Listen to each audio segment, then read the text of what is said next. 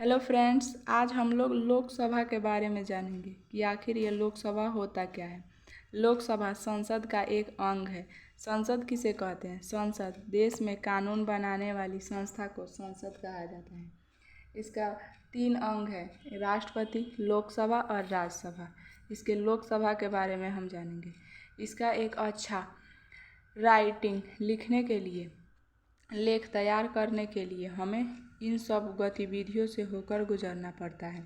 जैसे सबसे पहले इसका परिचय लिखना पड़ता है। जैसे संसद के 2 सदन हैं, जिनका एक सदन लोकसभा है। इसे लोकप्रिय सदन, जन प्रतिनिधि सदन, अस्थायी या निम्न सदन एवं प्रथम सदन के नाम से भी जाना जाता है। इसकी चर्चा अनुच्छेद 81 में की गई है। यानी लोकसभा को अनेक नामों से जाना जाता है। जैसे लोकप्रिय सदन, लोगों के द्वारा इसके सदस्य चुने जाते हैं, इसलिए लोकप्रिय। जनप्रतिनिधि, जनता के प्रतिनिधि के रूप में कार्य करते हैं। अस्थायी, यानी इन्हें 5 वर्ष से पहले भी हटाया जा सकता है, इसलिए अस्थायी सदन कहते हैं। संविधान में इनकी चर्चा अनुच्छेद 81 में की गई है। परिचय में हमें बस इतना ही लिखना है। उसके बाद संगठन। संगठन में हमें इनमें शामिल सदस्यों की संख्या को लिखना है। जैसे लोकसभा में अधिकतम सीटों की संख्या 550 है।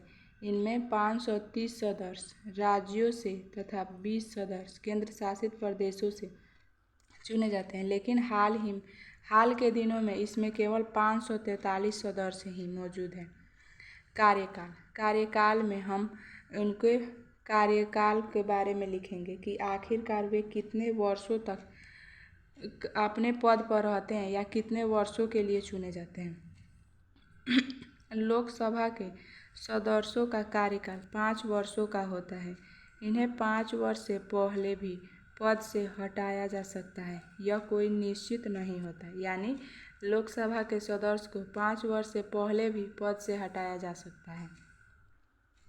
उसके बाद गणपूर्ति।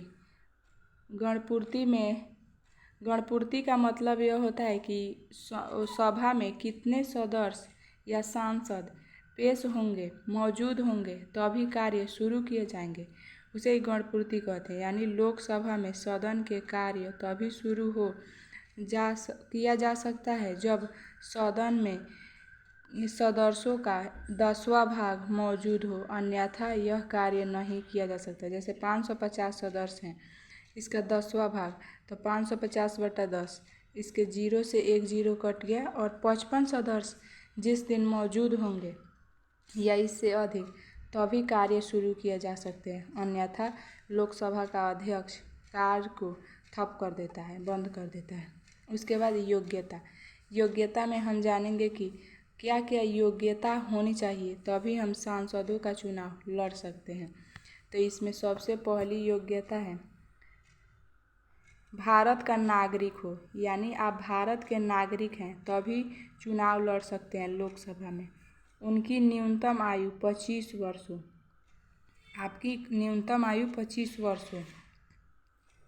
पागल या दिवालिया न हो, यानी वह दिमागी तौर से पैदल ना हो, और दिवालिया यानी अपने आप को दिवालिया घोषित न किया हो। दिवालिया का मतलब यह होता है कि आप यह स्वीकार कर लें कि आपने जितना कर्ज लिया है उसे चुकाने में आप समर्थ नहीं हैं, तो आपको दिवालिया घोषित कर दिया जाता है। दिवालिया घोषित होने के बाद किसी व्यक्ति पर किसी प्रकार की कार्रवाई नहीं की जाती है। जैसे मुकेश अंबानी के भाई अनिल अंबानी ने अपने आप को दिवालिया घोषित कर दिया है। इसका चौथा है किसी लाभ के पद पर न हो, यानी आप एक IAS ऑफिसर हैं और अगर आप चाहते हैं कि चुनाव लड़े तो आपको पहले रिज़ाइन करना होगा वो जॉब, तभी आप चुनाव लड़ सकते हैं। किसी लाभ के पद पर नहीं होने चाहिए। सुप्रीम कोर्ट द्वारा आपराधिक घोषित न हुआ हो, या सुप्रीम कोर्ट या किसी कोर्ट द्वारा आपको आपराधिक घोषित न किया गया हो, तभी आप चुनाव लड़ सकते हैं और चुनाव लड़ने के योग्य हैं। उसके बाद है कार्य, कि आखिर कौन कौन से कार्य लोकसभा के सदस्य करते हैं। लोकसभा के अनेक कार्य होते हैं जो इस प्रकार है। एक में विधायी कार्य। विधायी कार्य यानी किसी प्रकार के कानून बनाने के लिए विधेयक पेश करना। निर्वाचन संबंधित कार्य। राष्ट्रपति, उपराष्ट्रपति एवं राज्यों के राज्यपाल के निर्वाचन में मदद करना। ये निर्वाचन संबंधित कार्य भी करते हैं। कार्यपालिका पर नियंत्रण रखना इनका ही कार्य होता है। उसके बाद है विशेषाधिकार या शक्ति, यानी लोकसभा के सदस्यों को कौन कौन से विशेषाधिकार दिए जाते हैं। शासन की वास्तविक शक्ति लोकसभा के सदस्यों के पास होती है, यानी राज्यसभा के सदस्यों को वास्तविक शक्ति नहीं दी जाती, लोकसभा के सदस्यों को दी जाती है। एक में कोई विधेयक धन विधेयक है या नहीं उसको तय करने की शक्ति यानी लोकसभा के पास है। लोकसभा का अध्यक्ष यह तय करता है कि यह विधेयक धन विधेयक है या नहीं। राष्ट्रपति, उपराष्ट्रपति, सुप्रीम कोर्ट के न्यायाधीश तथा हाई कोर्ट के न्यायाधीश को पद से हटाने की शक्ति। राष्ट्रपति, उपराष्ट्रपति, सुप्रीम कोर्ट के न्यायाधीश तथा हाई कोर्ट के न्यायाधीश को पद से हटाने की शक्ति भी इनके पास होती है, लोकसभा के पास। संघ सूची, राज्य सूची,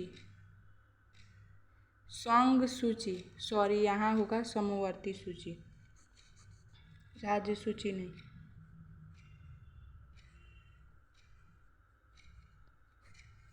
समवर्ती सूची एवं अपशिष्ट विषयों पर कानून बनाने की शक्ति। संघ सूची, समवर्ती सूची एवं अपशिष्ट विषयों पर कानून बनाने की शक्ति लोकसभा के पास होती है। इसके अलावा भी इन्हें अनेक प्रकार की शक्तियाँ प्राप्त होती है, लेकिन आपको बस इतना ही लिखना है।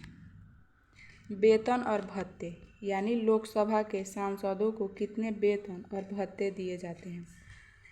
न्यायपालिका के सदस्यों को वेतन के रूप में एक बड़ी रकम दी जाती है। न्यायपालिका नहीं, कार्यपालिका हो गया।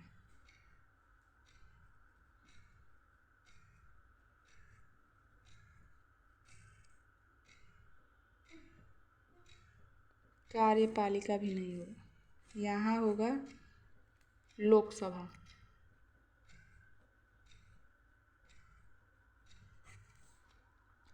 लोकसभा के सदस्यों को वेतन के रूप में एक बड़ी रकम दी जाती है। इसके अलावा उन्हें भत्ते की भी भारी व्यवस्था दी जाती है। भत्ते एक आवास, रेल की यात्रा, प्लेन की यात्रा फ्री, गैस, पानी, बिजली, पेट्रोल फ्री एवं रिटायर होने के बाद पेंशन भी दी जाती है। जितने बार MP बने उतनी बार पेंशन, यानी इन्हें वेतन तो दिया जाता है लेकिन भत्ते के रूप में भी इन्हें अनेक प्रकार के अवसर दिए जाते हैं। जैसे इन्हें आवास दिया जाता है, एक घर, रेल की यात्रा फ्री, प्लेन की यात्रा फ्री, गैस, पानी, बिजली, पेट्रोल फ्री, रिटायर होने पर जितने बार रिटायर होते हैं उतने बार पेंशन दी जाती है। ये वेतन और भत्ते इनकी आलोचना का कारण भी बनते हैं। उसके बाद इसकी आलोचना है जिसे हम इसके लास्ट वाले वीडियो में समझ